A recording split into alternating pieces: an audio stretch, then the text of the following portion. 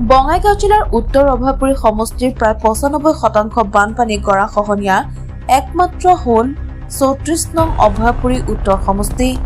বঙাইগাঁও জিলাৰ উত্তৰ অভয়পুৰী সমষ্টিৰ আটাইতকৈ বেছি গৰাখহনীয়া আই আৰু মানস নদীৰ যোৱাপেলি ৩খনকৈ গাঁও নদীৰ বুকুত জাহকৈ আজ বিধানসভাৰ ৩৪ নং উত্তৰ অভয়পুৰী সমষ্টিৰ মাননীয় বিধায়ক আব্দুল বাতিন খণ্ডকাৰ ডাঙৰীয়াই ২০.৪০ কোটি টকা স্কিম আনিবলৈ সক্ষম হয়।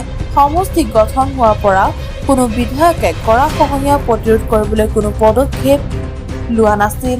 বৰ্তমানৰ বিধায়ক আব্দুল বাতিন খণ্ডকাৰ ডাঙৰীয়াই আনিবলৈ সক্ষম হৈছে। News desk report, prime time any.